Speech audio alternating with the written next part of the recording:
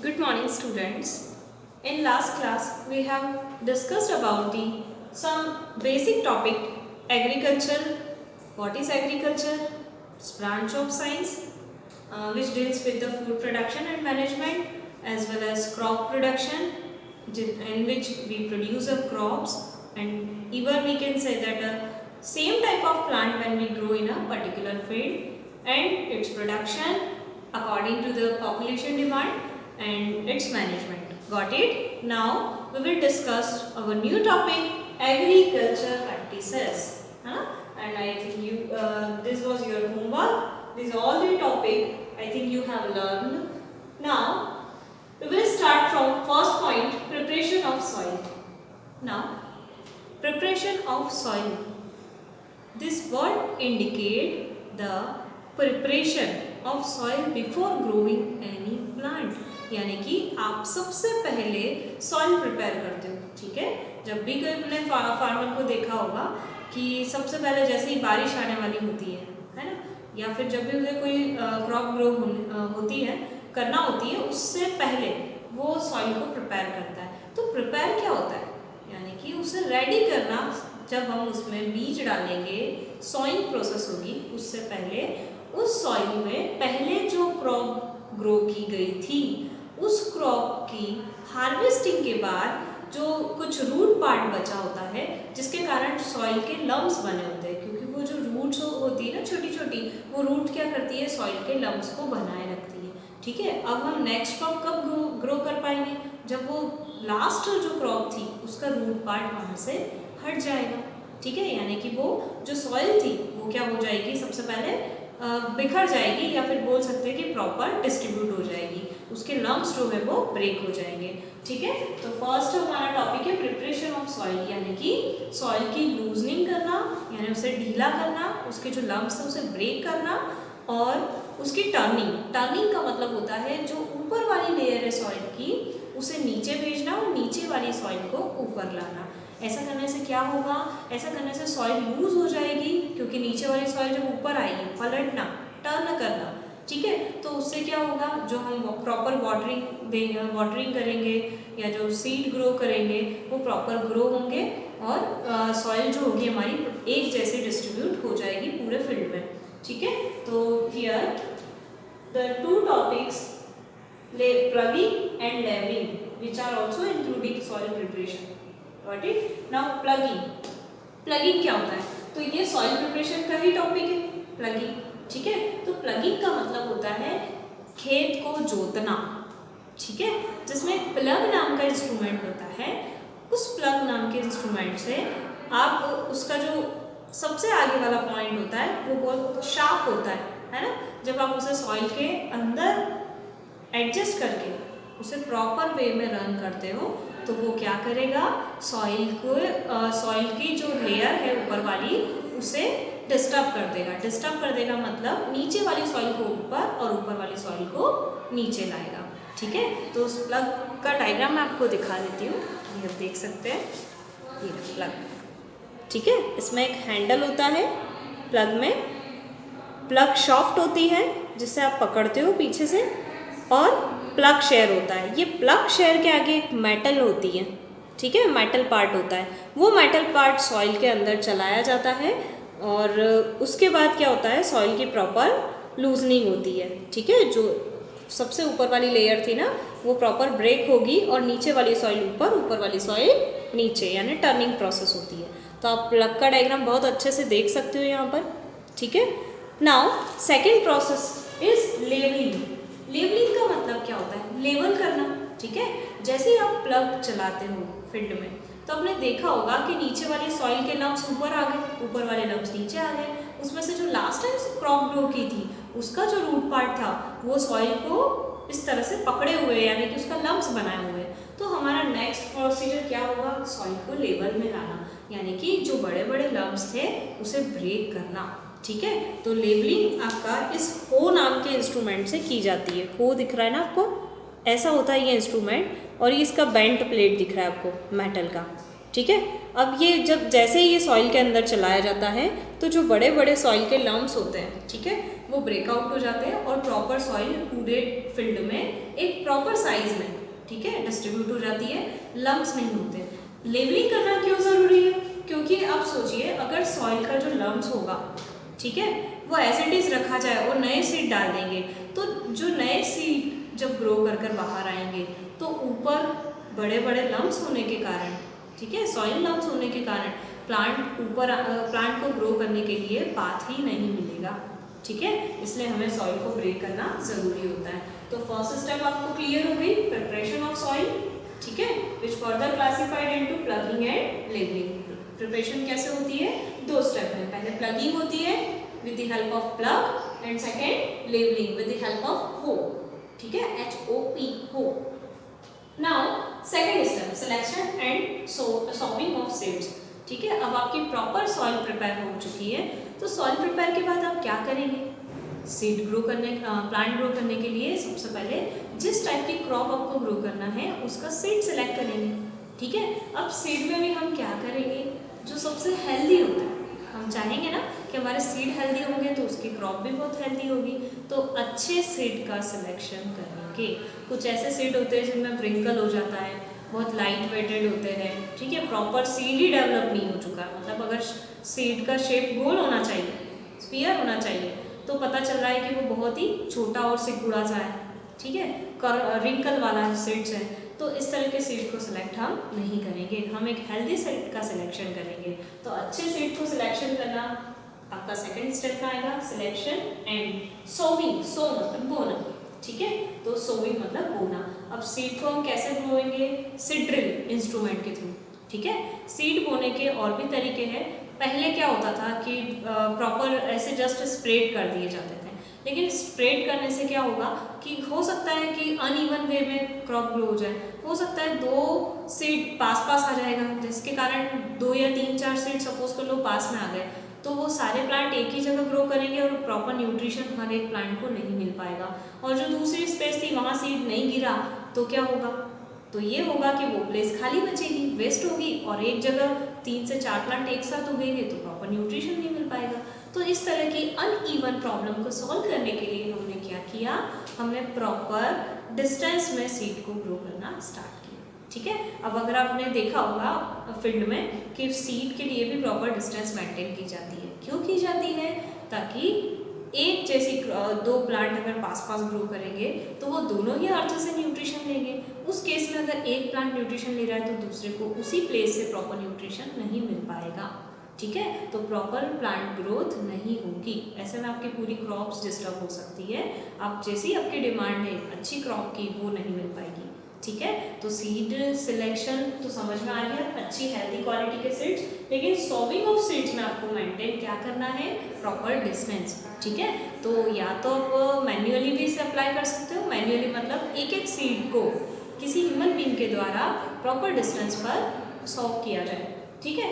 उसी तरह आप मशीन का भी यूज़ कर सकते हो जिसको आप बोलते हो सीड ड्रिल। सीड ड्रिल एक मशीन होती है जिसमें एक प्रॉपर ट्यूब जैसे स्ट्रक्चर होती है और नीचे से कॉनिकल शेप में आउटपुट होता है, ठीक है, आउटपुट डला होता है और ऊपर एक प्रॉपर ट्यूब जैसी स्ट्रक्चर है, उस ट्यूब से सारे कॉनिकल फ्लास्क जैसी अरेंजमेंट होती है वो उससे कनेक्ट होती है।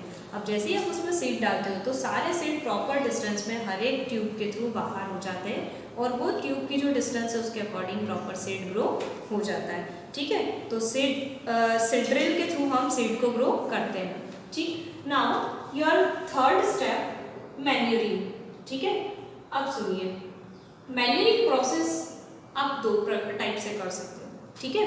फर्स्ट, जब आपने सॉइल प्रिपेयर की है ना उसके बाद, ठीक है, उसके बाद जैसे कि आपको कोई फर्टिलाइजर डालना है, हो सकता है जो लास्ट टाइम आपने क्रॉप ग्रो की थी, ठीक है, उसने सारा न्यूट्रिशन अर्थ से ले लिया और नेक्स्ट टाइम आप जो क्रॉप ग्रो कर रहे हो उसके लिए न्यूट्रिशन की क्या हो जाएगी? कमी हो जाएगी, ठीक है। So we want to fulfil our crop demand, got it? Now, so we arrange firstly the proper nutrition for our crops.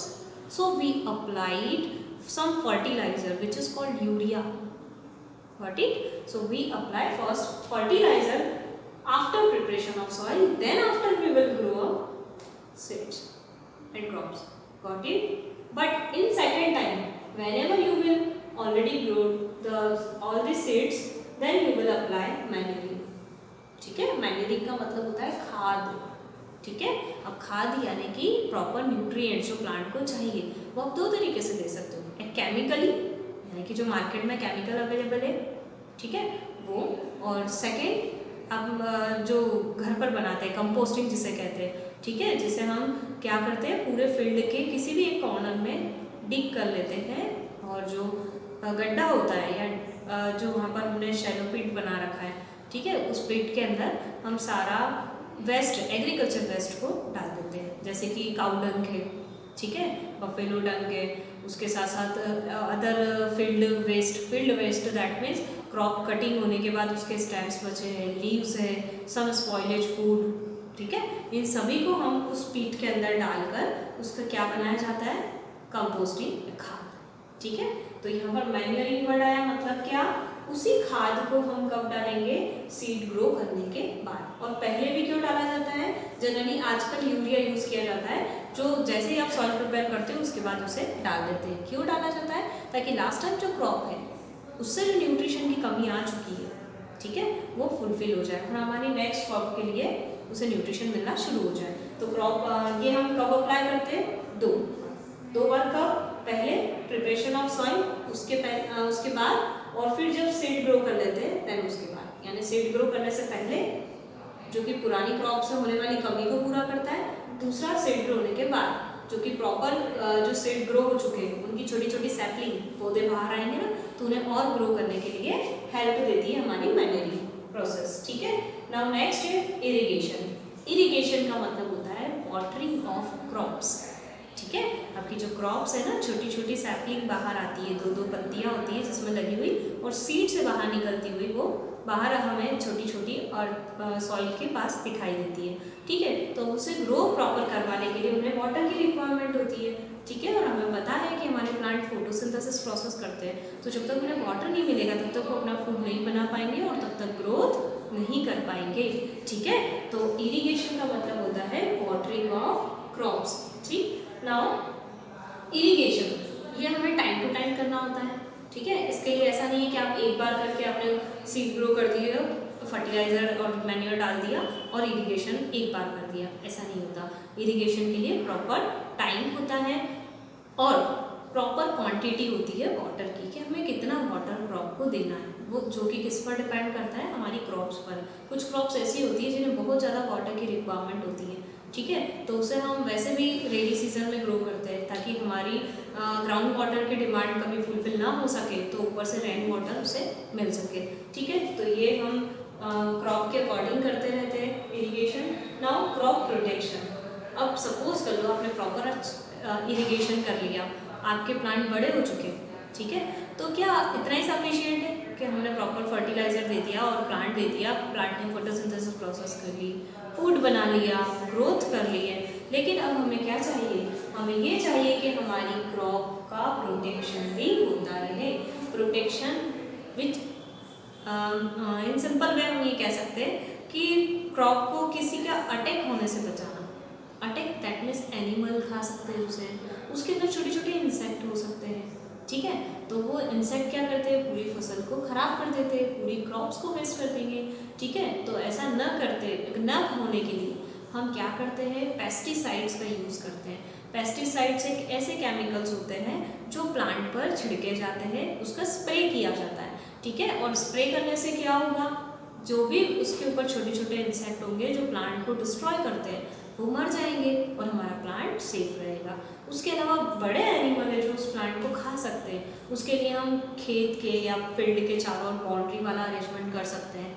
ठीक है, और आपने एक छोटा सा वो स्टैचू भी रख सकते हैं, जिससे क्या होता है, जो चिड़िया वगैरह या दूसरे बर्ड्स होते हैं ना, उसे ह्यूमन बीइंग समझकर खेत में आने से डरते हैं. ठीक है, तो वो उसे नहीं खाएंगे. ठीक, और उसके अलावा आपने एक और चीज़ देखी होगी कि सिर्फ क्रॉप को डैमेज करने के लिए एनिमल्स ही इन्वॉल्व नहीं होते, जबकि दूसरे प्लांट भी होते हैं.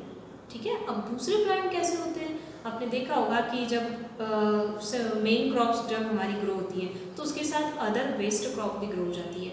वेस्ट तो नहीं बोल सकते, पर ऐसी क्रॉप जो हमें नहीं चाहिए, हमें उसकी कोई ज़रूरत नहीं है, ठीक है। जैसे आपने बारिश में देखा होगा ना कि रास्ते में कहीं भी प्लांट ग्रो कर जाते हैं, ठीक। कुछ ऐसे प्लांट भी होते हैं जो सिंपल ग्रास है, जिसका हमें कोई यूज़ ही नहीं है। तो वैसे प्लांट अगर हमारे फील्ड के अंदर हमारी क्रॉप के साथ ग्रो हो जाएंगे, जो हमें नहीं चाहिए, अनवांटेड प्लांट है वो, तो उस अनवांटेड प्लांट को हम क्या कहेंगे? वीड्स। क्या कहा जाता है उसे? वीड्स। और वही अनवांटेड प्लांट को हम हमारी क्रॉप के साथ से हटाना चाहते हैं। क्यों हटाना चाहते हैं? क्योंकि अगर हमारी क्रॉप के साथ वो प्लांट ग्रो करेगा तो वो प्लांट भी न्यूट्रिशन ले लेगा, ठीक है। अब एक ही जगह पर जब हमारी प्रॉपर क्रॉप ग्रो हो रही है और उसके लिए हमने जो वाटरिंग की है, उसके लिए जो हमने मैन्यूअल फर्टिलाइजर डाले हैं, वो अगर उसके पास वाला अनवांटेड प्लांट ग्रो उसे सक करके ले लेता है, तो क्या होगा? हमारे जो मेन क्रॉप है उन्हें वो न्यूट्रिशन नहीं मिल पाएगा।